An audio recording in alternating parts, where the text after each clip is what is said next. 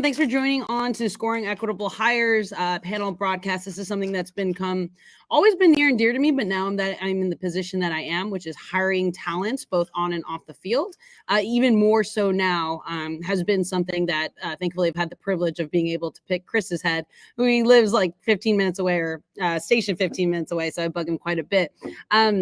I'm excited, as Grace had mentioned, Dr. Chris Boosie is here with us and Jessica Moore is here with us.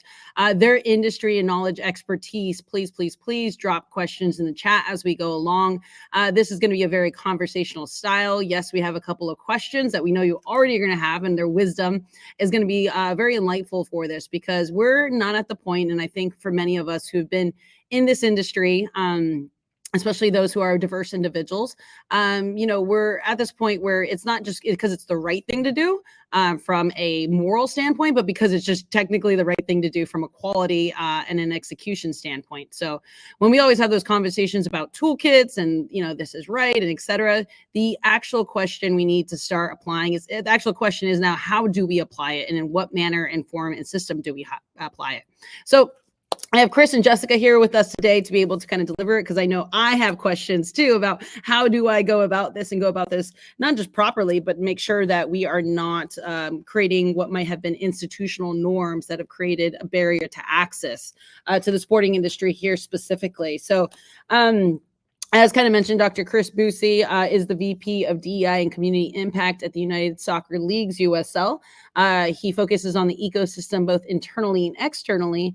But before that, he had over 10 years in the professional academia world, specifically focusing on these kinds of initiatives of identification, as well as targeting and understanding the barriers and entry and access points. So please pick his brain from that. He was at University of Florida with the Center of Latin American Studies, which is ironic. I texted him the other day and asked him if he liked Cuban food, and he's like, "You are out of your mind. I love Cuban food." So we have him here, there as well. And Jessica Moore, so much to be said about it. I've talked in this world, in this ecosystem, and when I told people who I was the honor of moderating a panel for it and mentioned her name, it's always incredible when people are like, "Oh, we know her. She does great work. She's been, an industry leader, a game changer, really a thought leader, specifically too, right? We all know Seattle Sounders, and as her position and her role, her services and her time prior to that with Amazon Web Services, as well as being a recruiter for over 10 years. I bet you Jessica has got some stories for us as well. So thank you both for being on. I know you both are muted at the moment. So feel free to unmute before you answer that. But I definitely want to kick it off with one of our first questions here that we prompted for you. And either of you can take it however you guys desire. But one of the biggest questions is, within this industry, specifically sports industry, soccer industry, where would you gauge the progress of organizations intentionally and deliberately? Where have we come and where have we gone, right? We've talked about the past, but where are we present when it comes to hiring diverse candidates in the sports industry?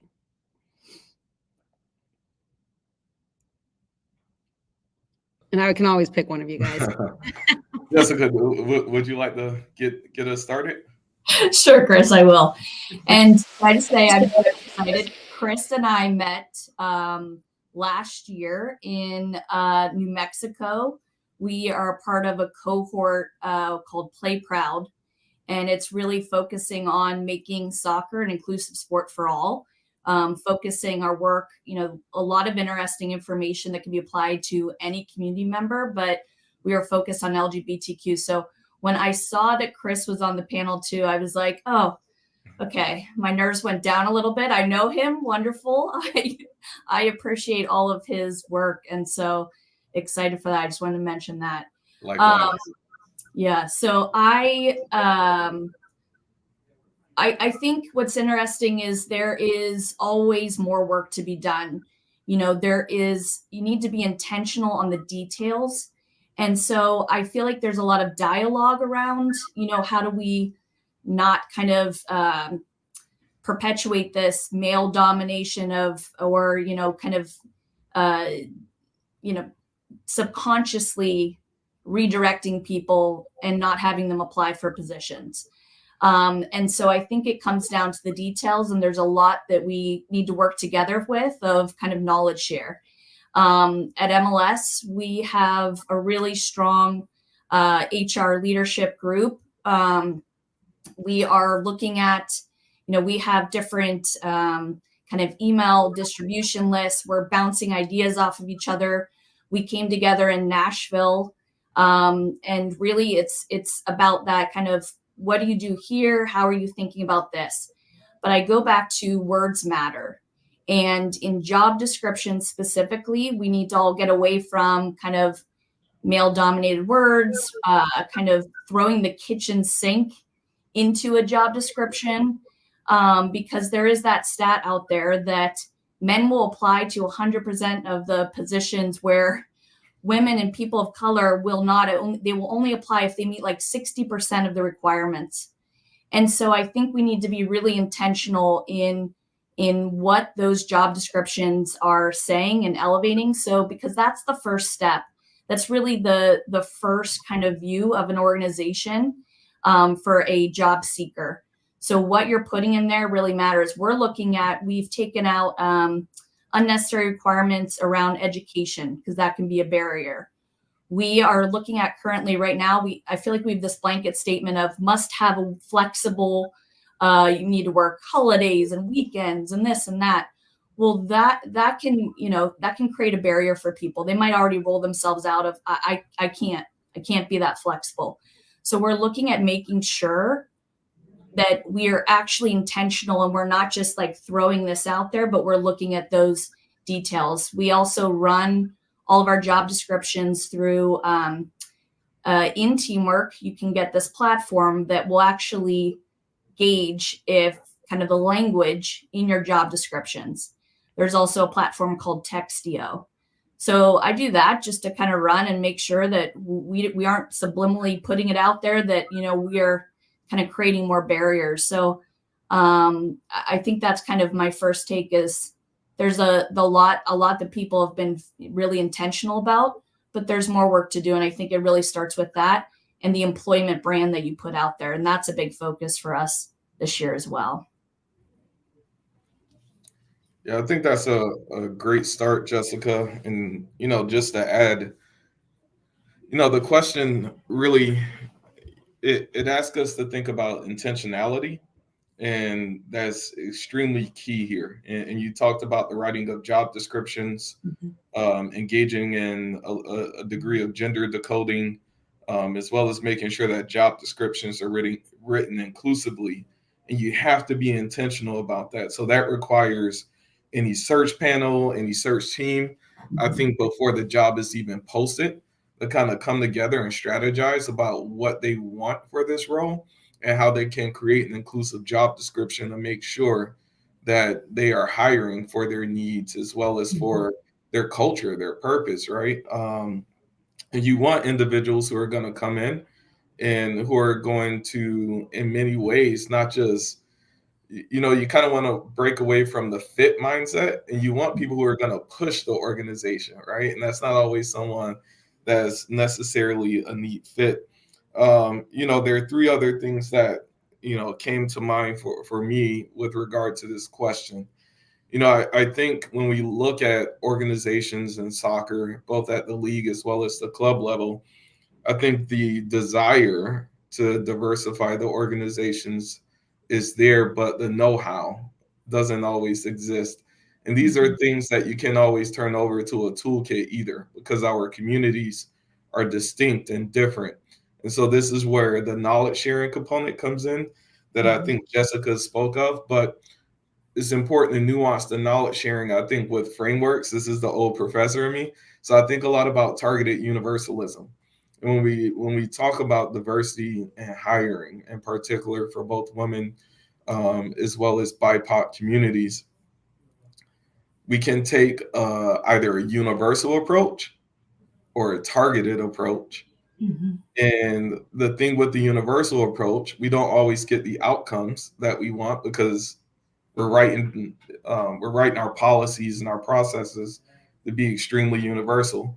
But when we're targeted with our approach, it can create a bit of a gridlock of sorts, and especially in this political environment where there is a lot of attention on the hiring and talent acquisition process, as well as admissions process, right? So it's higher ed all the way up through corporate.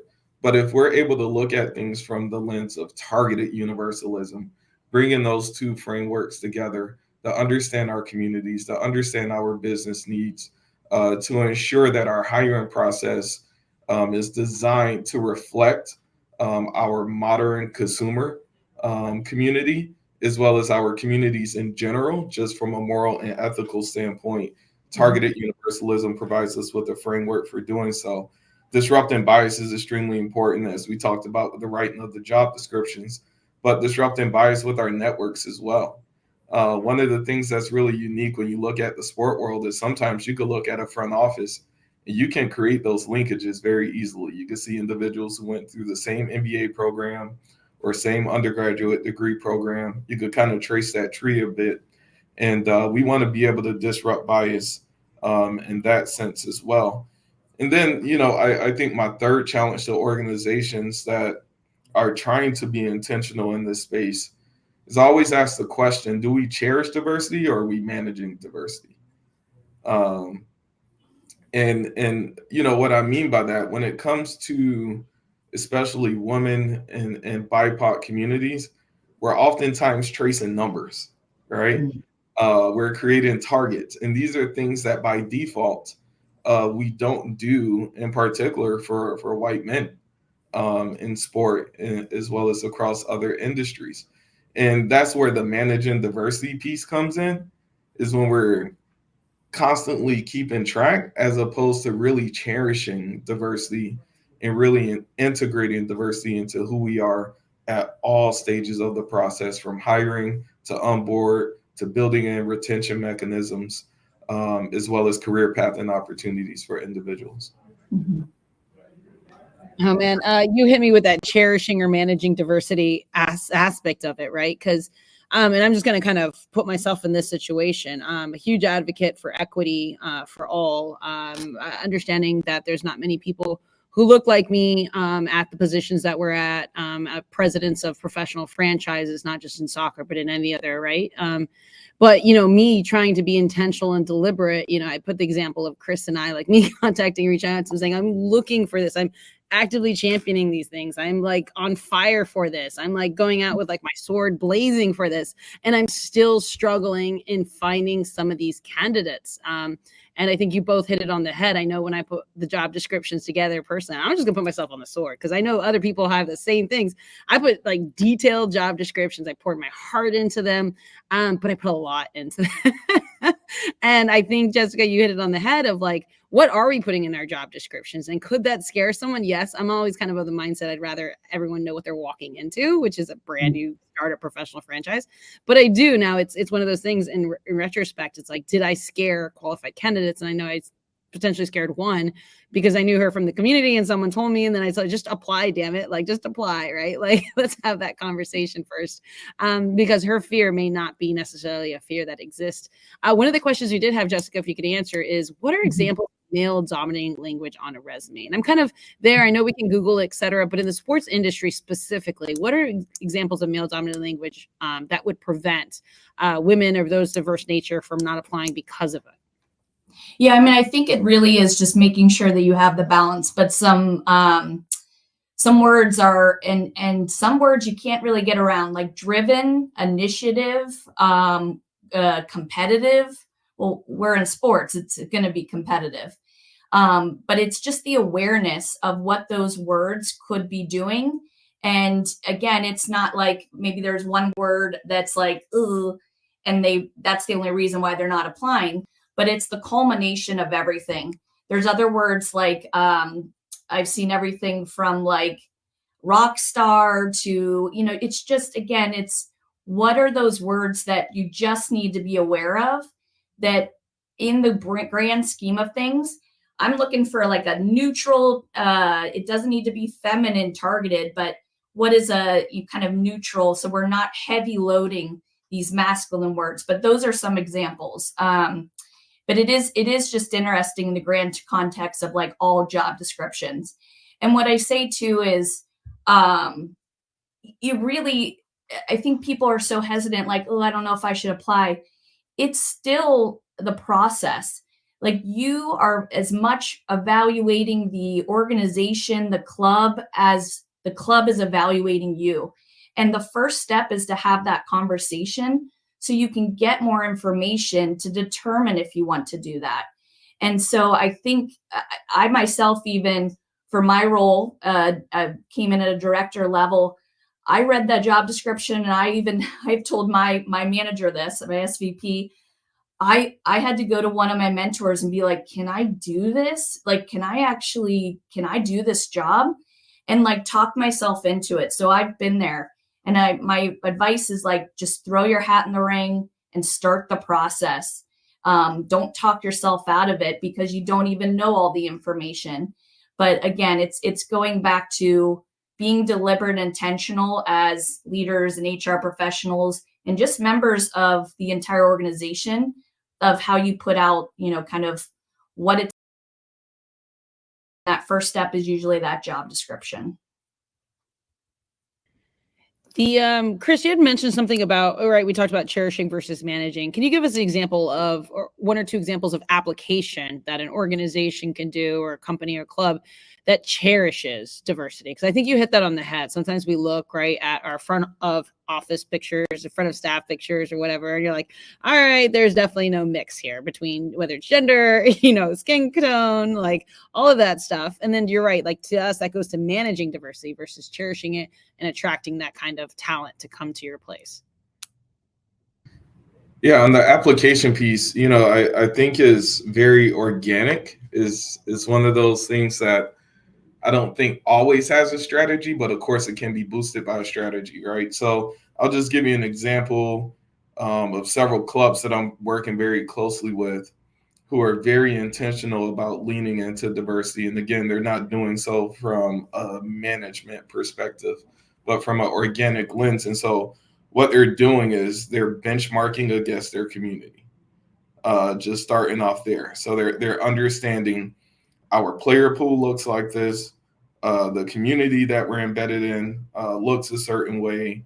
Also understanding that when we talk about looks, we're not just talking about ethno-racial identity. We're also talking about language.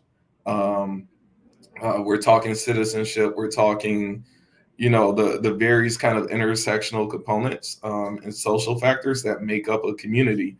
And some of the clubs that I'm working with are doing a very great job of this. They want their front office to be reflective of the community. And so the cherishing part starts with the benchmarking.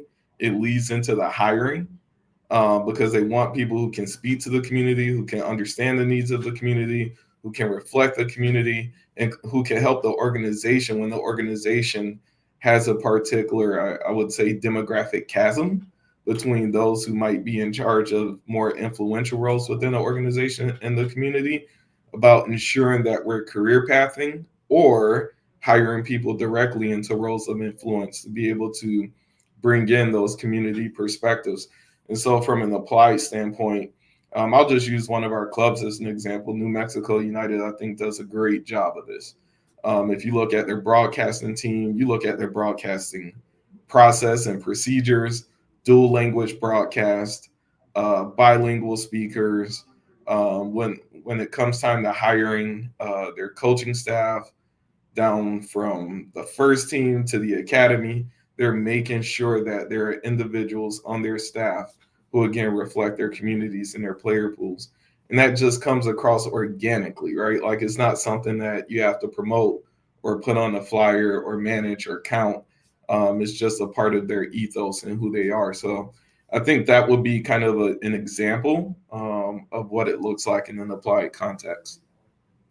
And kind of for both of you, there's a question that's asked, and I love it, is like, what questions do you, and kind of Jessica, to your point, and then Chris, define those that are organic, is what questions do you ask in that interview process to see the organization's capacity or inclusion or cherishment of diversity, as opposed to just saying, cool, you're a 2-for-1, meaning female and Hispanic. I've been that quota before in the legal world.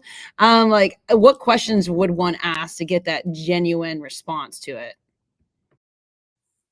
Yeah, I think it also goes back to what Chris mentioned too about representation on the interview panels. we want to make sure that people are getting different perspectives, and we need to be intentional again to offer that to the interviewees. So I think some questions that I like are kind of open-ended of, how does your club, how does your organization celebrate diversity, equity, and inclusion? Leave it open-ended, see what they say.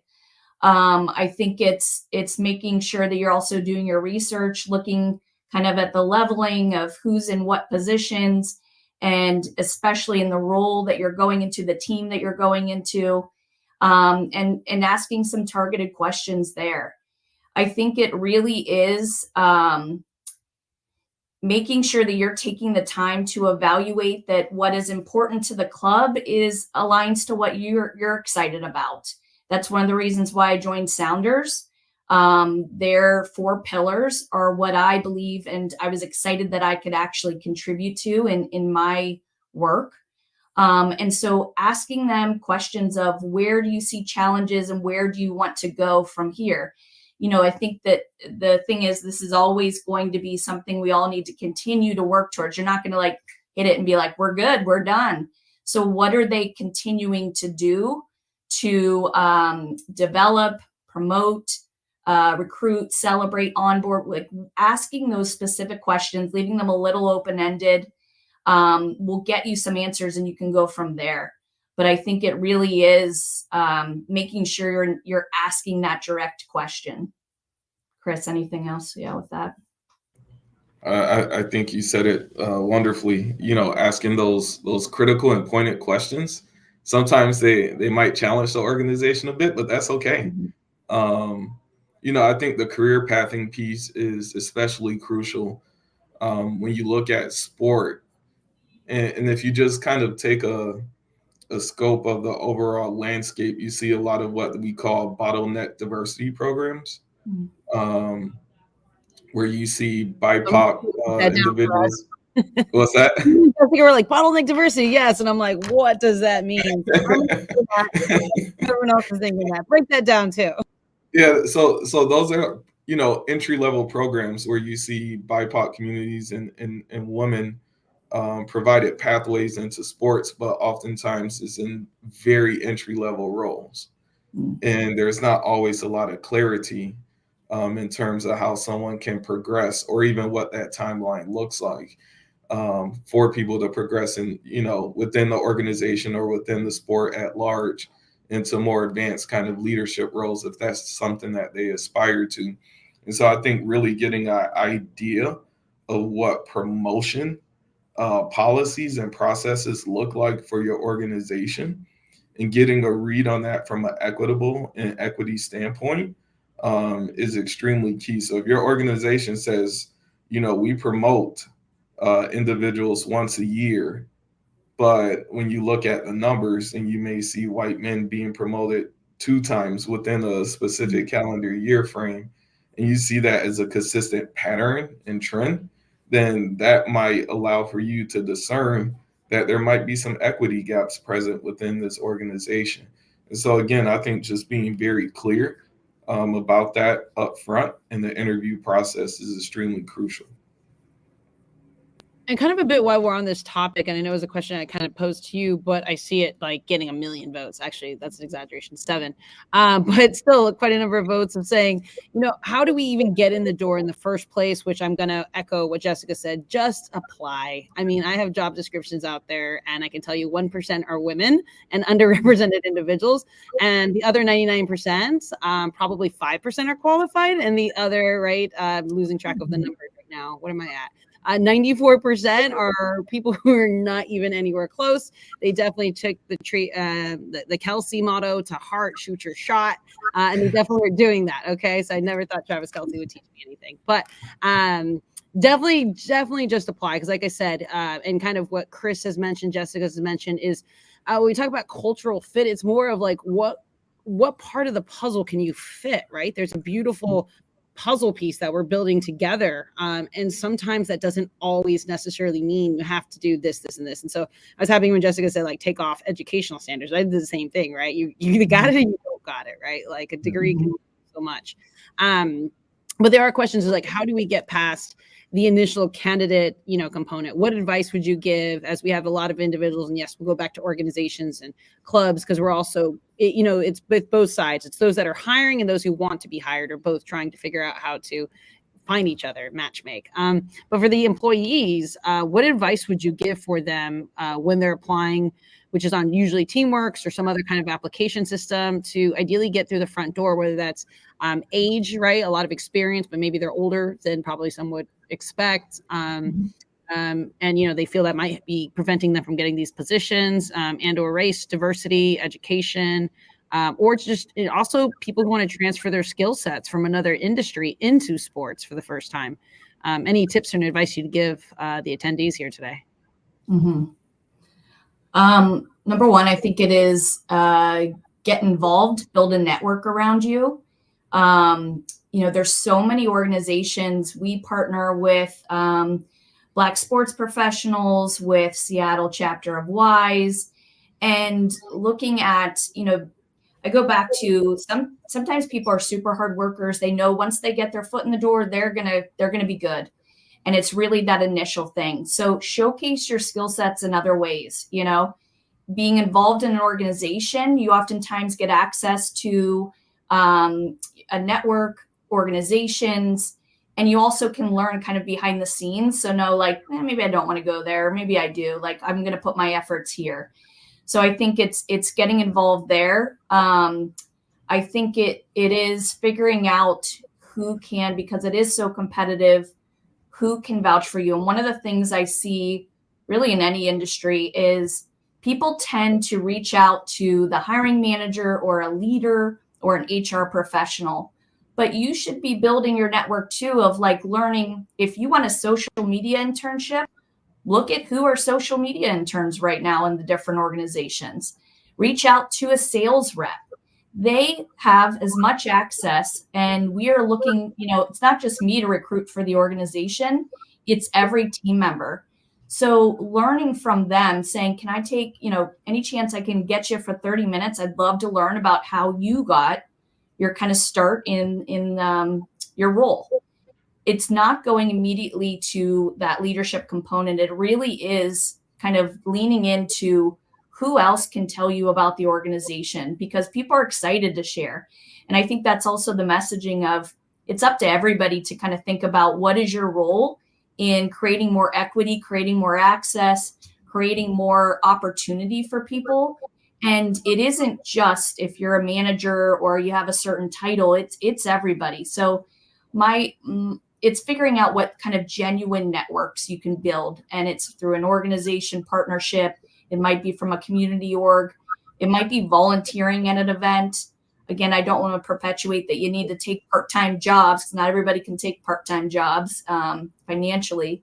But what are some different ways? So you're not just relying that you're applying through a position and getting that. But I could spend days kind of talking about resumes and LinkedIn and all of that, but that's kind of my take on it. Think about different ways to learn about organizations and build genuine networks that can support you. Yeah, and I'll just add probably 2 to 3 more things. Build your personal board of directors. So that's just layered onto the networks piece. But I would say be very intentional about reaching out to those who might be in roles that you aspire to fill one day, either in the immediate future or 5 to 6 years down the line, and try to schedule those coffee meetings, tea meetings, lunch meetings if you can, even if they're just virtual. Just to get feedback and guidance. Like, hey, I'm working on this project. I'm doing it ad hoc on the side. I'm not currently linked with the organization. How do you see this kind of playing into a sport role that I'm interested in? And having those board of directors can really kind of give you some guidance. I still utilize my personal BLD, who I go to whenever I'm struggling with something, can't get something across the line, or may just need to go back to the drawing board on.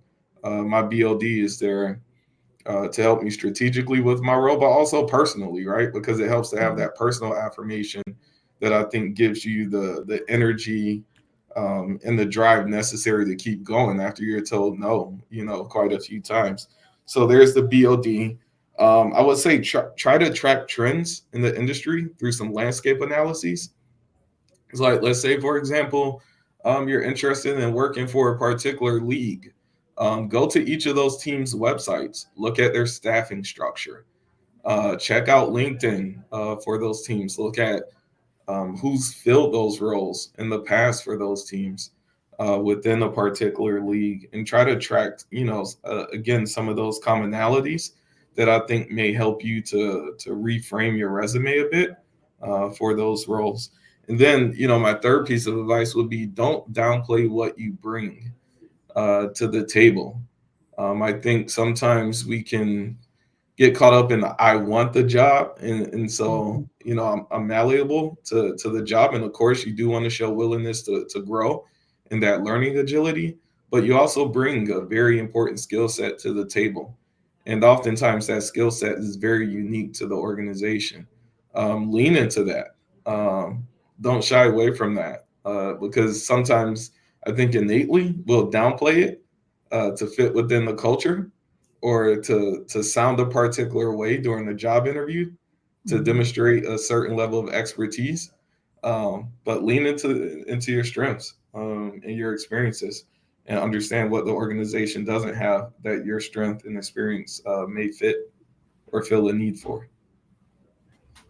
No, that's great. Jessica hit it. It's kind of a bit of a dance. You get to know each other and kind of truly scrubbing websites and taking a look at the individuals involved really kind of help you determine, like, is that a cultural fit for you? Meaning, are you guys going to see eye to eye and have the same core values effectively? I do want to emphasize what Chris just mentioned.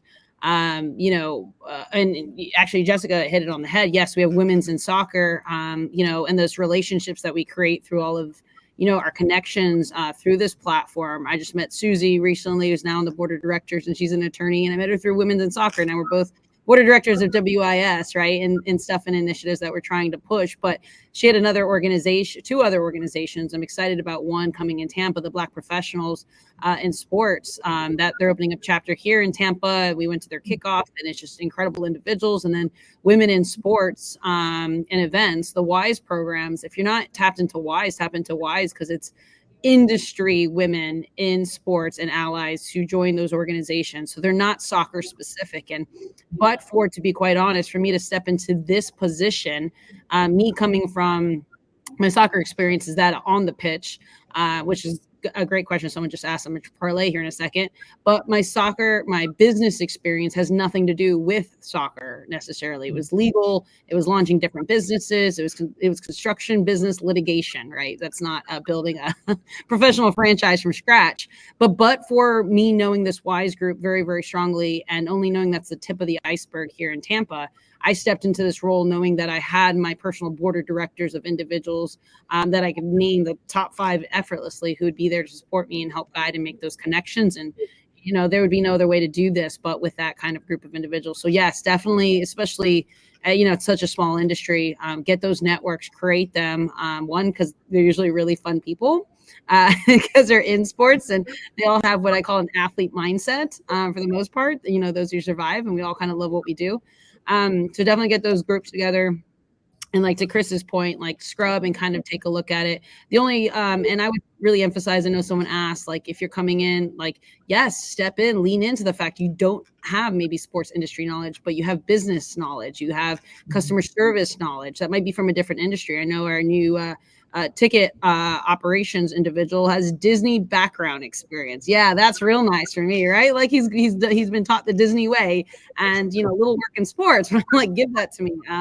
It's a brand new, all clubs, everything's a business, right? It's the sports industry, but it's also the entertainment industry. But it truly, at the end of the day, each ends with the word business. So I have hired people in key roles as director of marketing who don't really have soccer or football understanding in that respect, but they have sports industry and cultural and community perspective and understanding, which is great, because then I'm going to do my videographer and social media people with soccer background, and 2 different worlds colliding and creating something that is different. We can't be looking at it all the same, because then I'll just look like every other club. So yes, if you do have different experiences tap in. That's what's going to make you pop. Like when we talk about identification of players on the field, you know, when there's 100 players on the field and you're roaming the pitches trying to figure out who it is, there's somebody who always just kind of pops, and it's usually because they do something different, right? And so use your resume like that. Put something that's different on it. Those do catch my eye. And then just to kind of one thing on the teamwork, just for me personally, it might be for others, but if somebody asks questions on those teamwork, please fill those out. For me, that was kind of my slicer dicer. I'd ask 3 specific questions just to get to know the person. Same thing, the dance. Would you enjoy what we're doing and what we're growing and what we're building? And I'm a big visionary. And when people just said like nothing or skipped it or just put a period, like to me, that showed they didn't care. So for me, that eliminated that application and saved me from that applicant because they didn't have enough time to tell me their story. And I love stories, so definitely give me stories. Which kind of parlays into, there was a question about, you know, experience on the field, whether it's a past athlete, a past coach, some type of administrative who wants to get into the business side of it, the business side of sports. What are you all individually and or collectively doing, whether it's in your club or your league, that is allowing you, giving them opportunities for growth or spotlighting initiatives so that individuals can kind of tap into that and bridge that gap? Having sporting industry, maybe no business experience, but getting into the sporting industry that way. So I know at USL we have, I believe we call it "Stay in the Game" for current players, and what we're doing from a diversity standpoint with "Stay in the Game" on the coaching side is we are subsidizing coaching education licenses with the United States Soccer Federation, just so that way those players who are interested in, again, staying in the game as a coach are able to afford their licensure.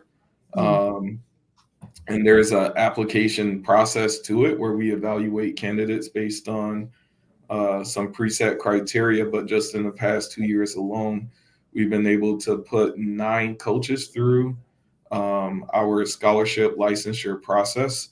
Of those 9, 6 have been women, and 3 have been Black men. Who are both underrepresented groups. And when you look at the coaching landscape, especially in soccer, what we're trying to do is really try to build that out on the front office side a lot more, because not all players want to stay in the game on the bench. They may want to do so from the boardroom. So currently we're trying to figure out what that will look like. Is it a summer internship program? Is it a fellowship? Is it sponsoring a scholarship with our partner Bellevue?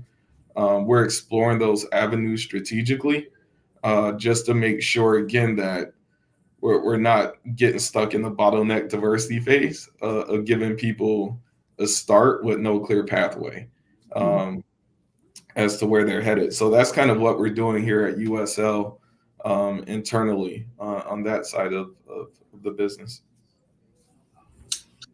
Yeah, I mean, what's kind of sparking things for me is we are going to be building out a club-wide internship program for 2025. We have some internship opportunities, but not a program.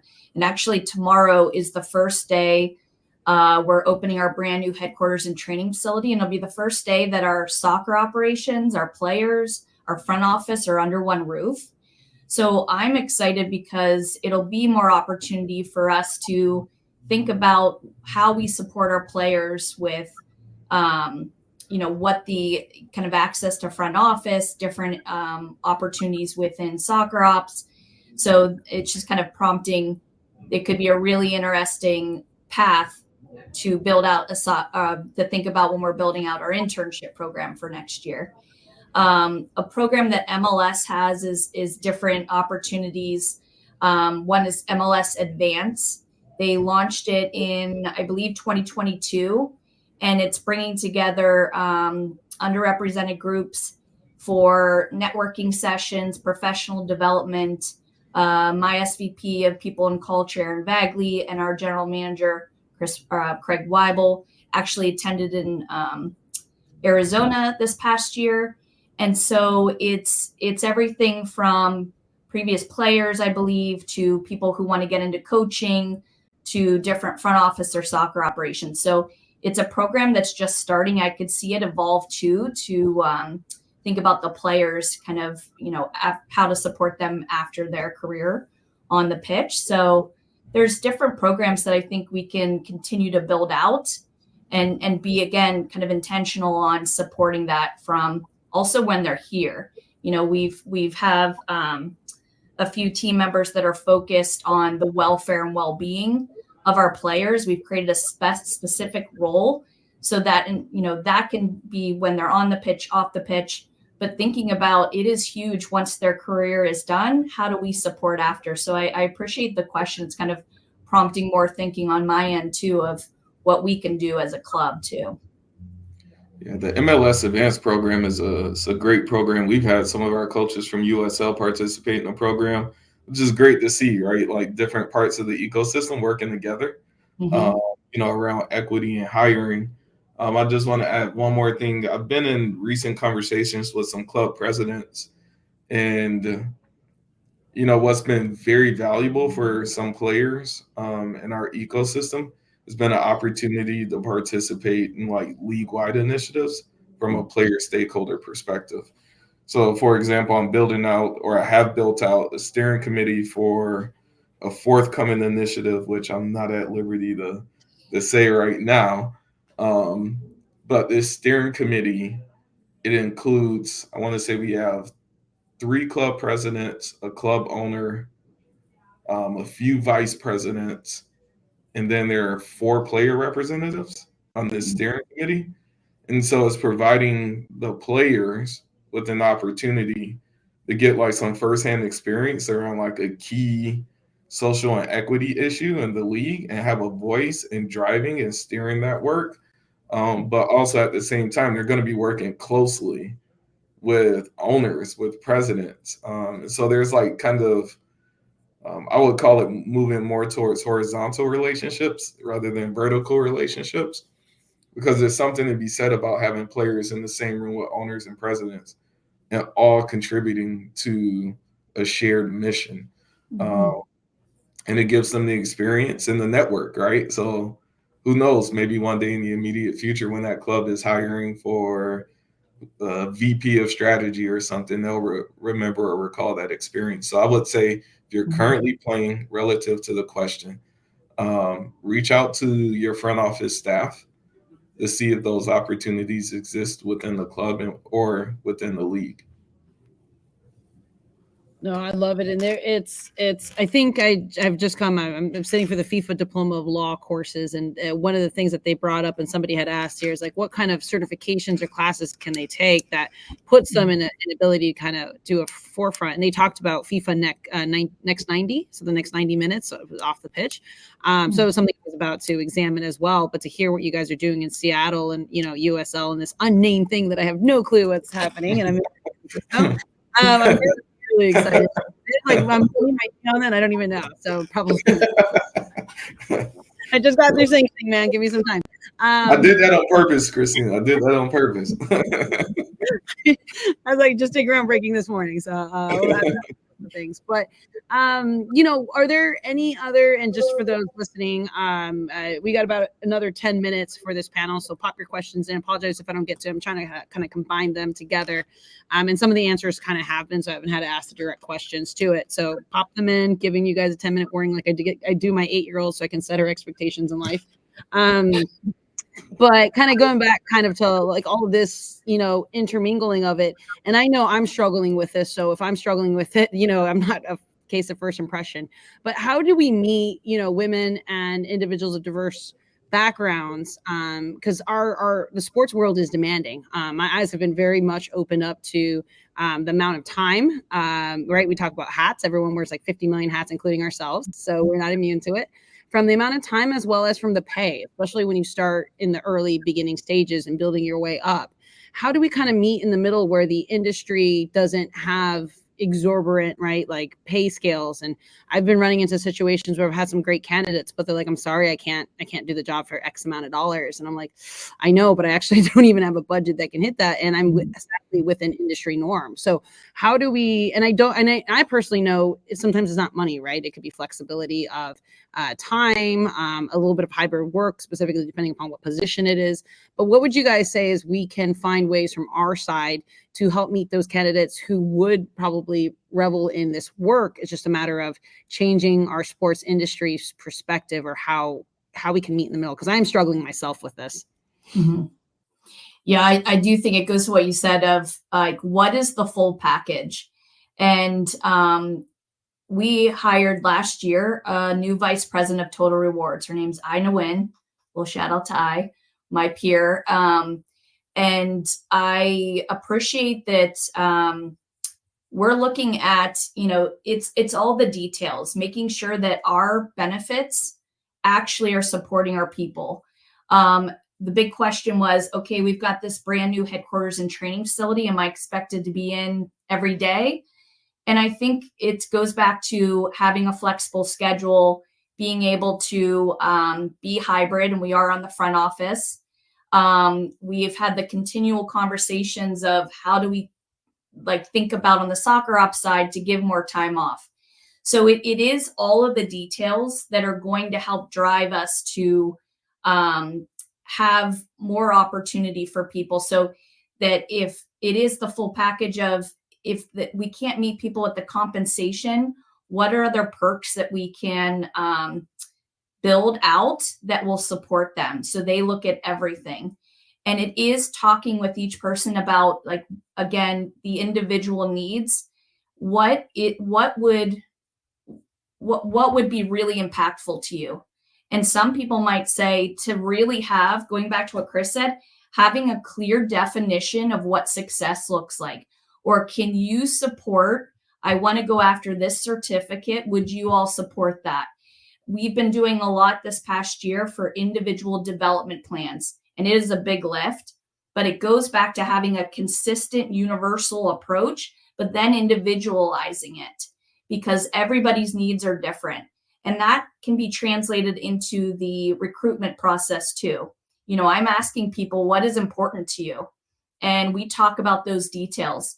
And then that gives me a flag of, what I'm hearing, like, it's really important for people to have mental health benefits, or they really want to make sure that that our club values X, and we can then build out more robust. So you're not just saying, "Ooh, I can't meet you there." You can say, this is what we offer, and this is what else we can do, and kind of share the whole package. I think if we can be flexible where we can be flexible, it will support bringing in people that might kind of say, well, I can't do that. Whether it's because of home life or, needs, we need to be thinking about what are the details that make up the full package. Washington's a pay transparency state. We list the job, the full range of that compensation. And we want to be that it's not 100,000 to 200,000, but it actually is also giving you a clear picture of what we can offer. And then we talk about the other details. So hopefully I answered your question. I kind of went on a rampage there, but that's kind of my take. I go on rampages too. It sounds like we'd have a great happy hour together. It's the details. It comes down to the details and seeing what motivates people, what is of interest, and what their needs are. And that starts at recruitment, really.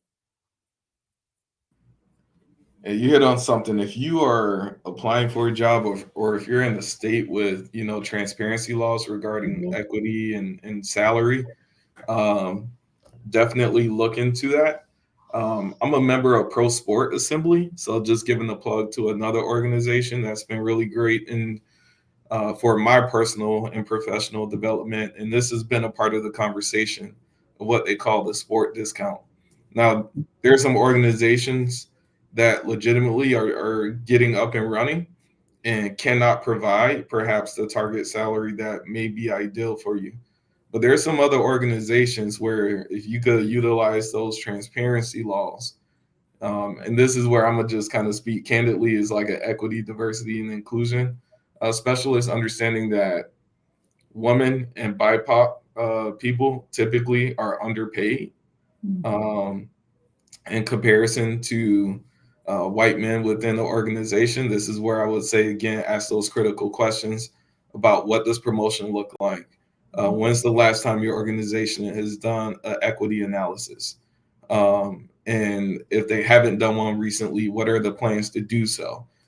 Just because, part of what I see in this role, like you'll see some people who come in and they'll be told like hours aren't flexible or we can't really do this, but then a few months down the line, you'll see someone be hired and they're fully remote, right? Or they're getting paid double of what you were told that the organization could do.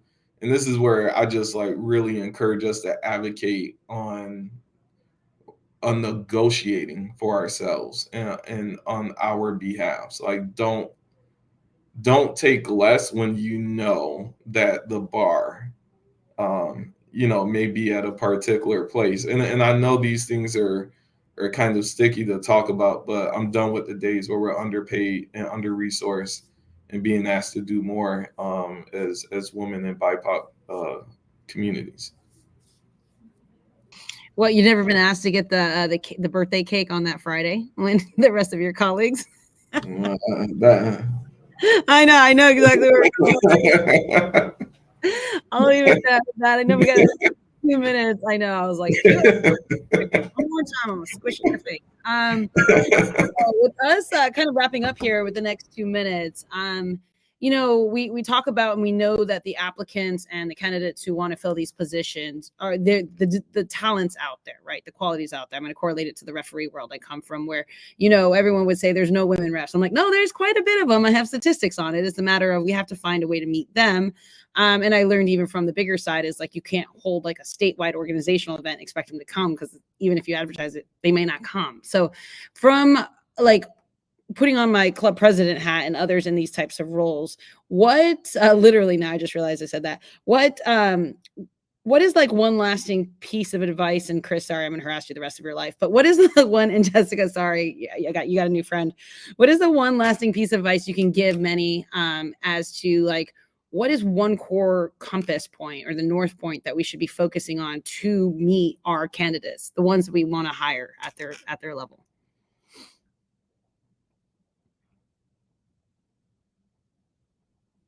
I stumped them. Basically, I just want the magic bullet. Give me the magic bullet. Like, that's literally what I'm asking for. I don't got much time on my hands. I got to hire. I'll just speak to the current context. We have to be grounded in intentionality. And it's just going to go back to the first question. I'm not going to speak broadly about it. I'm going to speak very specifically about it. We are currently in the social political climate that has seen a lot of drawback on EDI programs and initiatives that really have moved the needle. And because they have moved the needle, they're drawing the attention of some individuals who have a problem with that. And as organizations who really want to prioritize equity, inclusion, and diversity in the hiring policy, I think we have to be steadfast in that mission. Again, that goes back to the moral and ethical charge of, is this something that we truly cherish, or is it something that we're managing? And I think what we're seeing right now in the sport industry, as well as the broader corporate landscape, is for those that don't cherish, those are your organizations that are pulling back from it. And so I just think of it from a right now perspective, that intentionality and being grounded on who we are, understanding that maybe every hire or hiring cycle may not work the way that we want, but as long as we continue to be intentional and keep at it. Christina, you mentioned you're going to BSP, you're going to WISE. It will eventually pay off when organizations remain and stay committed to that work. That would be my one piece of advice for organizations, among others, but for time. Yeah, ditto. I appreciate that, Chris. I think it really is continuing to move the needle forward. And it is going to be in those details, and it's going to take everybody. Again, it's not up to leadership or, HR or our coaches. It is up to everybody to play their part in making sure that it is a welcoming, inclusive, thoughtful space. And there's a lot of great organizations that are heavily embedded in this work. And so learning from them, attending events like this, that's how you continue to, keep progressing in this industry, is learning from each other and being able to ask the question and raise your hand when you're like, what does that mean? Or what are you doing here? So that then we can apply it and everybody can keep moving forward, because it's going to take everybody to have that intentionality, like Chris said, to make progress. Awesome. Thanks, Chris. Thanks, Jessica. It kind of reminds me of a saying that I've heard, was your values aren't your values unless you're willing to sacrifice something from them. And that's not just the top, that's starting on the entry level of putting in your application and asking those questions in the first informational interview // interview. So thank you, Chris. Thank you, Jessica, for your time. Invaluable as we all kind of learn and grow together and change the industry to where it is that it needs to be and where we want to see it. So thank you both for your time, especially Jessica. I just realized the time difference, so hopefully it's not too bad for you guys. No, it's fine. Okay.